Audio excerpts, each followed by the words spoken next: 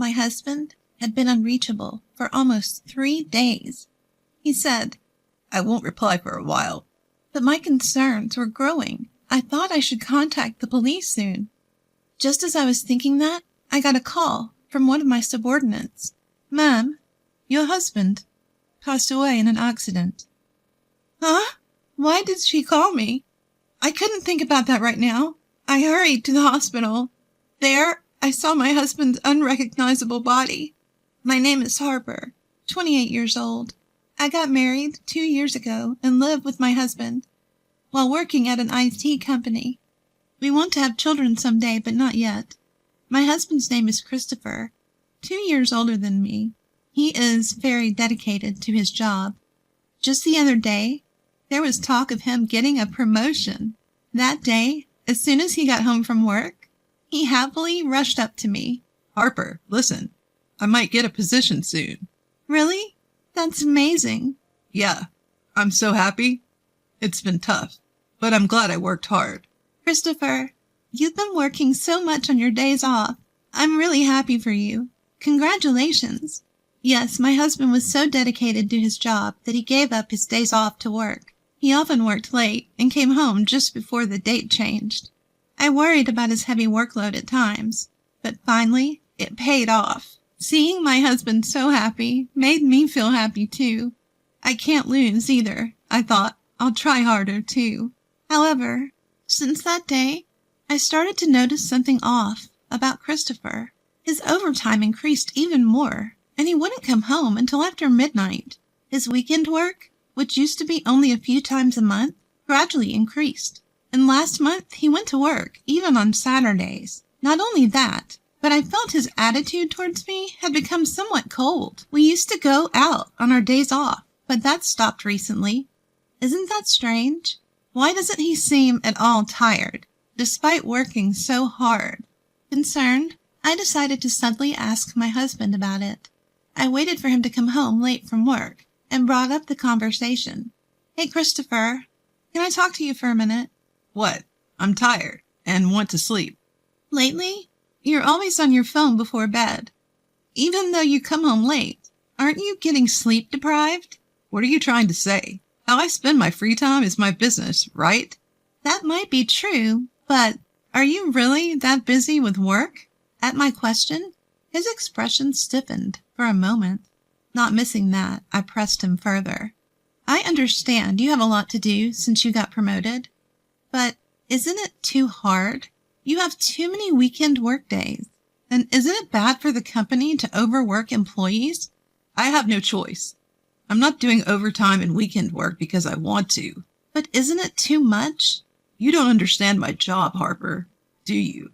Don't butt in when I'm tired from work." With that, Christopher left the living room. After that, my uneasy feelings didn't go away.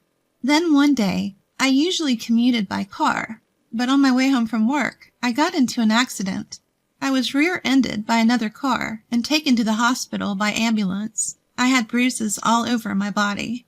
After several tests to be safe, I was told to stay in the hospital for a few days. To have a change of clothes brought to me, I called my husband. However, no matter how many times I called, he didn't answer, and he didn't reply to the messages I sent. You should be done with work by now, so why? Until now, we could at least exchange messages during his overtime. I kept calling him every few minutes, and it finally connected an hour later. As I tried to explain the situation, he let out a big sigh. Ugh, you're so persistent. Can't you tell I'm working overtime if I don't answer the phone? "I'm sorry, but that's not the issue right now." "Huh? What do you mean?" "Actually, I got into an accident on my way home, and I'm in the hospital now. My whole body hurts, but they said there's no life-threatening injuries." "An accident? Ugh, what a pain you're causing." I involuntarily let out a, "Huh?" at his unexpected response. He continued mercilessly, as I was at a loss for words. "Stop getting into accidents when I'm busy. I'm not paying for the car repairs, all right?" "I understand, but I need you to bring me a change of clothes." "What? Why do I have to do that? I'm tired from work, and it's like a punishment game. to go to the hospital for someone who got into an accident due to carelessness. Carelessness? Why are you talking like that? Besides, it wasn't my fault. It was the other drivers. Stop nagging. Anyway, I'm not going, and I won't reply for a while. Figure it out yourself. The call ended there. The busy tone echoed in my ear, pushing my heart to the limit. Before I knew it, I was in tears. Why did he speak like that? Aren't you worried about your wife who had an accident? He used to prioritize me over work. If I could, I'd want to get a change of clothes myself. My parents live far away, so I can't ask for their help. I sent several messages to my husband afterward, but he never brought my things. I had no choice but to buy everything I needed at the hospital store. Since then, I tried contacting my husband a few times, but 3 days had passed without a reply. He said he wouldn't reply for a while, but I was getting worried. No matter what, it's unusual not to have any contact for this long. What if he got into an accident too? That anxiety crossed my mind. That's when I heard a knock on the hospital room door. When I responded with yes, my coworker Jasmine, who I usually get along with, came to visit me. Jasmine, you came. Thank you. I was surprised when I heard you had been in an accident after I contacted you since you hadn't been at work for a while. It's not a big deal. Just some bruises and a broken bone. It's more than enough. But I'm glad. You seem to be doing well. For a while, we chatted and laughed about trivial things. As visiting hours were ending, Jasmine started to get ready to leave. But then, she stopped and looked troubled. I cautiously asked her, Jasmine, what's wrong? I'm sorry, Harper. I don't think I should say this now, but I saw it. Saw? What did you see? I saw your husband walking with Daisy. What? When did that happen? 3 days ago. The Daisy Jasmine mentioned was a junior coworker at our company. I had been her mentor when she was a new employee. Even now, a few years later, we'd go to lunch together once a week. Why would she be with Christopher? Daisy and my husband should have last met at our wedding. Could it be? But there's no way they would do something like that. Despite thinking it was impossible, the worst-case scenario crossed my mind. According to Jasmine, she saw my husband with a suitcase and Daisy 3 days ago. Since then, Daisy has been on paid leave.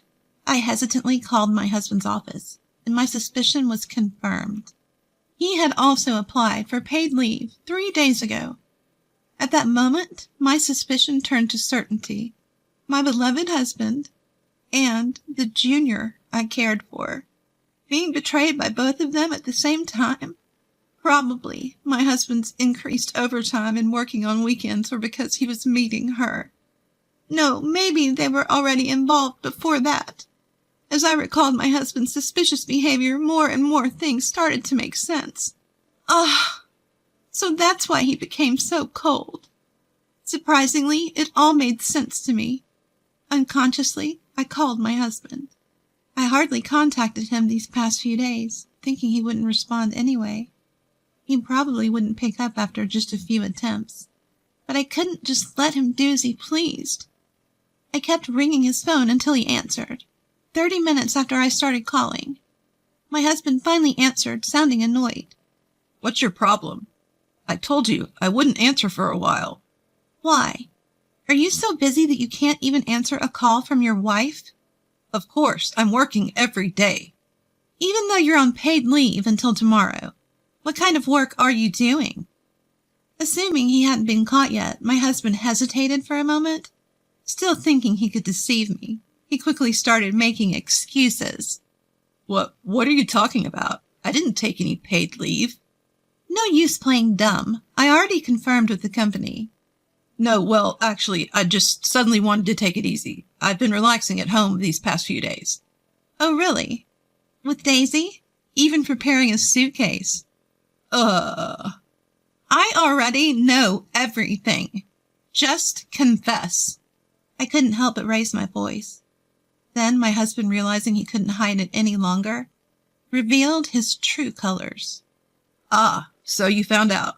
Yes, I'm on a trip with Daisy. Now that you know, stop bothering me, you ugly woman. So, that's how it is. Why? Why with Daisy? Why do you think? She's younger and cuter than you. For such a reason. Enough already. I'm having fun on this trip. Don't bother me. Don't worry. I'll divorce you when I get back. He said, See ya. and hung up the phone. It was right after that. The love that I had for my husband turned into hatred. In an instant. I can't forgive him. To be betrayed in such a terrible way? I won't let them have their way. I'll definitely send them to hell. That's when I decided to take revenge on them. But before I could take matters into my own hands, divine punishment would come to them. The next day I was discharged from the hospital and started to regain some mobility. To prepare for my revenge, I opened my smartphone to search for a lawyer's office. Just then my phone rang. Daisy's name appeared on the screen. My husband's affair partner? Surprised for a moment, but I couldn't run away now. I gathered my courage and answered the call. Hello? Harper? Ma'am? I'm sorry. I'm so sorry. Isn't it common sense to apologize in person? Yes, you're right. But that's not the point right now. Huh? Daisy's voice was somewhat shaky. Then she said something that made me doubt my ears. Your husband has died in an accident. What? I was so shocked that I couldn't find the right words. Confused, I barely managed to respond to Daisy. He's dead? What are you talking about? Christopher is on a cheating trip with you, isn't he? Yes, that's true. But on the way home, Christopher got caught in an accident. According to Daisy's story, it seems the two of them were in an accident on their way home from the airport. Christopher was hit by a car, and although an ambulance was called right away, he didn't move a muscle. To my surprise, the hospital Christopher was taken to was the same one I was staying at. I quickly hung up the phone, explained the situation to the nurse, and headed to my husband's side. I had to move using crutches, as my broken bone hadn't fully healed. Since I heard he had died, I assumed I'd be taken to a morgue or something, but, incredibly, Christopher was still alive. However, he was seriously injured. Just after I arrived, a breathless Daisy rushed in. Seeing Christopher lying in the bed, she collapsed on the spot when she realized he was still alive.